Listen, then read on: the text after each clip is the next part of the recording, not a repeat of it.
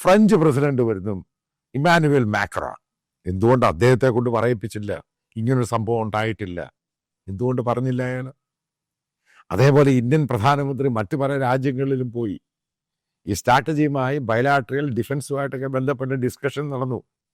എന്തുകൊണ്ടാണ് ഒരു global leaders പറയാത്തത് ഇന്ത്യക്ക് അനുകൂലമായിട്ട്? അത് അങ്ങനെയല്ല സംഭവിച്ചത്, ഇന്ത്യക്കായിരുന്നു അഡ്വാൻറ്റേജ്. എന്തുകൊണ്ടാണ് പറയാത്തത്? കാരണം അവർക്കും ഈ സത്യം അറിയാം.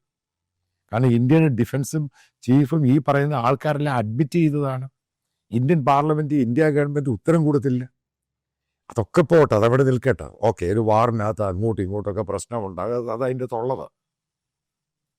ട്രംപ് ഇത്രയും പറയുമ്പോൾ, വാർ നിർത്തി എന്ന് പറയുമ്പോൾ, എന്തുകൊണ്ട് ഇന്ത്യ ഗവൺമെന്റ് അതിനൊരു ശക്തമായ റിപ്ലൈ, ഇന്ത്യൻ പ്രധാനമന്ത്രി എല്ലാത്തിലും ട്വീറ്റ് ചെയ്യുന്ന ആളാണ്, എന്തുകൊണ്ട് അതിന് റിപ്ലൈ കൊടുക്കുന്നില്ല? പേടിയാ, സിമ്പിളായിട്ട്.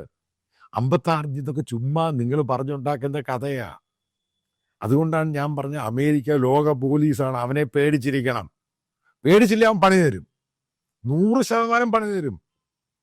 ഈ പറയുന്ന പാകിസ്ഥാനും ഈ പറയുന്ന ബംഗ്ലാദേശും ചൈനയും നേപ്പാളും ഈ പറയുന്ന എല്ലാ രാജ്യവും അമേരിക്കയുടെ കൂടെ നിൽക്കും. എനിക്ക് ഈ മോദിക്കിട്ട് പണിയും കൊടുക്കും. അത് ഇന്ത്യ ഗവൺമെന്റ്, ഇന്ത്യൻ ഡിപ്ലോമസി ഉള്ളവർക്കൊക്കെ അറിയാവുന്ന വസ്തുതയാണ്. കാരണം ഇന്ത്യയുടെ അയൽവക്കം മുഴുവൻ ശത്രുക്കളാണെന്നറിയാം.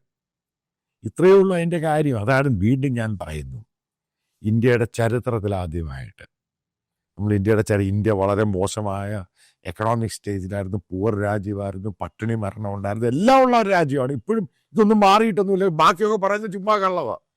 ഗൽഗോട്ടിയ യൂണിവേഴ്സിറ്റിയുടെ സാധനം പോലും ചൈനയുടെ സാധനം കൊണ്ട് കാണിച്ചിട്ട് മേക്കിംഗ് ഇന്ത്യ എന്ന് പറയുന്ന പോലെ ഉള്ളൂ. യഥാർത്ഥത്തിൽ നമ്മൾ വന്നുകൊണ്ടിരിക്കുന്ന രാജ്യം. അപ്പം അതിനകത്ത് ഈ പറയുന്ന തള്ളും കള്ളത്തരവും കപടതയും, അപ്പം അതിന് ഒരു പരിമിതിയുണ്ട്. അതുകൊണ്ട് തന്നെയാണ് ഈ പറയുന്ന അമേരിക്കൻ പ്രസിഡന്റ് ഗ്ലോബൽ പ്ലാറ്റ്ഫോറത്തിൽ വെച്ച് ഇന്ത്യക്കെതിരെ ഇത് പറയുന്നത്. ഇതാണ് എൻ്റെ കാര്യം.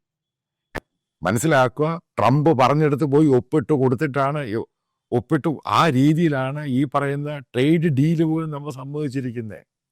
ട്രംപ് പറഞ്ഞ 500 ബില്യൻ്റെ സാധനം ഞങ്ങളുടെ നിന്ന് മേടിച്ചിരിക്കണം, ഇന്ത്യ മേടിക്കാൻ തയ്യാറാ.